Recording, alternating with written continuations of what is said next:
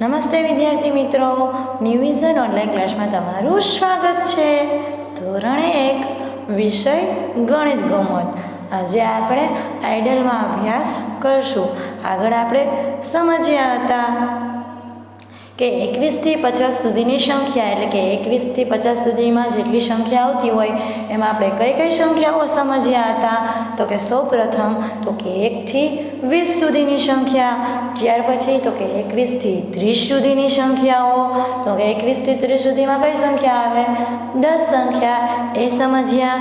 ત્યાર પછી 31 થી 40 સુધીની સંખ્યાઓ પણ સમજી લીધી આપણે. હવે આપણે ત્યાર પછીની સંખ્યા સમજવાની છે. તો વિદ્યાર્થી મિત્રો, અહીં સુધી આપણે અભ્યાસ કરી ચૂક્યા છીએ અને ત્યાં સુધી આપણે આઇડલમાં પણ સરસ મજાનું તમે બધાએ પૂરી લીધું હશે. તો હવે ત્યાર પછીનું પેજ, એટલે કે હવે આગળનું પેજ આપણે સમજીએ. અહીં તમને આપેલું છે કે 41 થી 50 સુધીની સંખ્યાઓ. ચાલો જુઓ અને સમજો. જ્યારે આપણે 10 10ના 4 જૂથ આપેલા હોય ત્યારે આપણે કેટલી સંખ્યા આપણી પાસે કહેવાય? તો કે 40 સંખ્યા કહેવાય.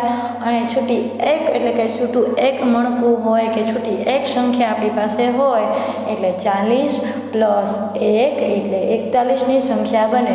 આવી જ રીતે આપણે 41 થી 50 સુધીની સંખ્યા આજે સમજવાની છે. તો ચાલો વિદ્યાર્થી મિત્રો આપણે સમજીએ. સૌ પહેલાં 4 દશક અને 1 એકમ. અહીં તમને 4 દશક એટલે કે 10ના 4 જૂથ અને 1 એકમ એટલે કે એક છૂટો એકમ એટલે 1 એકમ એટલે બરાબર 41 થાય. એવી જ રીતે 4 દશક 2 એકમ એટલે 42. પછી 4 દશક એટલે 3 એકમ એટલે 43. ચાલો એવી જ રીતે 4 દશક 4 એકમ એટલે 44. એવી જ રીતે 4 દશક અને 5 એકમ એટલે 45. ચાલો વિદ્યાર્થી મિત્રો, આ થઈ 41 થી 45ની સુધીની સંખ્યાઓ. અહીં તમને 10 10ના 4 જૂથ આપેલા હોય અને છૂટા રકમ આપેલી હોય એટલે તમે કહી શકો કે 4 દશક અને એકમની સંખ્યા દ્વારા આપણે ગણતરી કરી શકીએ કે કેટલી થાય છે. ત્યાર પછી આ બાજુ 4 દશક અને 6 એકમ એટલે 46. 4 દશક અને 7 એકમ એટલે 47. 4 દશક અને 8 એકમ એટલે 48. 4 દશક અને 9 એકમ એટલે 49. એવી જ રીતે છેલ્લે 5 દશક અને 1 એકમ ન હોય એટલે કે 10 10ના એવા 5 જૂથ તમારી પાસે હોય તો કઈ સંખ્યા બને? તો કે 50ની સંખ્યા બને. આવી જ રીતે 41 થી 50 સુધીની સંખ્યા. હવે અહીં તમારે ગણો અને ઉદાહરણ પ્રમાણે સંખ્યા લખો. અહીં તમને 4 દશક 1 એકમ એટલે 41. ત્યાર પછી 4 દશક 3 એકમ એટલે 4 ને 3 43. હવે 4 દશક 6 એકમ એટલે 46.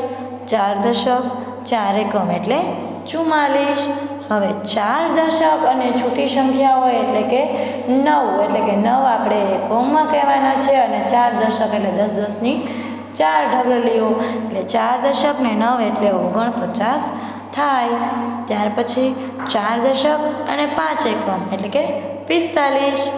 એવી જ રીતે આ સંખ્યા થઈ. હવે એના પછીની ખાલી બોક્સમાં સંખ્યા લખવા, વસ્તુ ગણો અને જરૂરી લાગે ત્યાં આપણે દોરો. આગળ પણ આપણે એવું લાગતું કે જ્યાં ખાનું ખાલી હોય ત્યાં આપણે દોરતા. અહીં તમારે 3 ખાના એવી રીતના ખાલા આપેલા છે તો 3માં દોરવાનું થશે. અહીં, અહીં અને અહીં. તો અહીં તમને દોરેલું આપેલું જ નથી. કેમ? તો કે 0 એકમ છે અહીંયા એટલે દોરવાનું નથી. તો અહીં દોરવાનું નહીં થાય, પરંતુ આ 2 ખાનામાં દોરવાનું થશે. ચલો વિદ્યાર્થી મિત્રો, પહેલાં આપણે સમજી લઈએ. 4 દશક અને 1 એકમ. 4 દશક ને 1 એકમ એટલે 41. 4 દશક અને 8 એકમ. અહીં તમારે નીચે લખતું પણ જવાનું છે. કઈ રીતે? તો કે ચિત્રના આધારે ગણતરી કરીને લખતું પણ જવાનું છે. કેમ કે 10 10ના 4 ઢગલા હોય કે 4 દિવાસળીના બંચ હોય એટલે 4 દશક થાય. એવી જ રીતે છૂટા એકમ તમારે ગણી લેવાના. એની નીચે એની સંખ્યા લખવાની અને જે નવી સંખ્યા બને તે અહીં બોક્સમાં એટલે કે 48 તમારે અહીંયા બોક્સમાં લખવાની. ચલો અહીં તમને 46 આપી જ દીધેલા છે, પરંતુ અહીં 4 દશક અને 6 એકમ તમારે લખવાના. ત્યાર પછી અહીં 4 દશક લખવાના અને એકમ તમને દોરેલા આપેલા નથી, પરંતુ અહીં સંખ્યા આપી દીધી છે તો એના આધારે તમે લખી શકો કે 2 એકમ અને અહીં 2 દિવસોળી તમારે દોરવાની. ત્યાર પછી આ બાજુ 4 દશક અને 9 એકમ એટલે 49. 4 દશક અને એકમ નથી આપેલા, પણ અહીં સંખ્યા આપી દીધી છે કે 43, તો 3 એકમમાં લખવાના અને દોરવાના. ચલો ત્યાર પછી 4 દશક અને 4 એકમ એટલે 44. હવે અહીં 4 દશક અને સંખ્યા 40 તમને આપી છે, તો 4 દશક અને 40 સંખ્યા હોય તો એકમની સંખ્યા 0 આવે, તો અહીં તમારે કાંઈ પણ દોરવાનું નથી, ફક્ત લખવાનું 4 દશક અને 0 એકમ દોરવાનું છે નહીં. ત્યાર પછી 41 થી 50 સુધીની ખૂટતી સંખ્યાઓ લખો. 41, 42, 43, 44, 45, 46, 47, 48, 49 ને 50 જે તમને ખૂટતી સંખ્યા લાગે એવી રીતે ફરીથી બીજી વખત 2 વખત લખવાનું છે. અહીં તમને 3 વસ્તુ શું દર્શાવેલું છે? બાઇક, ગાડી અને પ્લેન. તો તમને એ દર્શાવે છે શું કે સૌથી પહેલાં તમે બાઇકની સ્પીડમાં લખવાનો પ્રયત્ન કરશો, પછી બીજી વખત લખશો તો તમારે થોડીક સ્પીડ આવી જાય એટલે તમે ગાડીની સ્પીડમાં લખશો, પછી તમે એથી વધારે સ્પીડ આવી જશે તો તમે પ્લેનની સ્પીડમાં લખશો. આવી રીતે જ્યારે તમે લખતા જશો એટલે તમારે ધીરે ધીરે પ્રેક્ટિસ થશે અને તમને એની સ્પીડ સમજાશે. ચાલો ત્યાર પછી ટ્રેનના ડબ્બામાં જવાબ લખો. 40 અને 7 તો અહીં 47, 40 અને 4 તો અહીં 44, 40 અને 6 એટલે 46, 40 અને 8 એટલે 48 અને 40 ને 10 એટલે કે 50. તો આવી રીતે જવાબ લખશો. હવે ત્યાર પછી જે આગળ આપણે સમજ્યા તે જ અહીં લખવાની છે. તરત પછીની સંખ્યાઓ લખો. 44 પછી કઈ સંખ્યા આવે વિદ્યાર્થી મિત્રો? તો 45. એવી જ રીતે 48 પછી કઈ સંખ્યા આવે? 49. ત્યાર પછી 49 પછી કઈ સંખ્યા આવે? તો 50.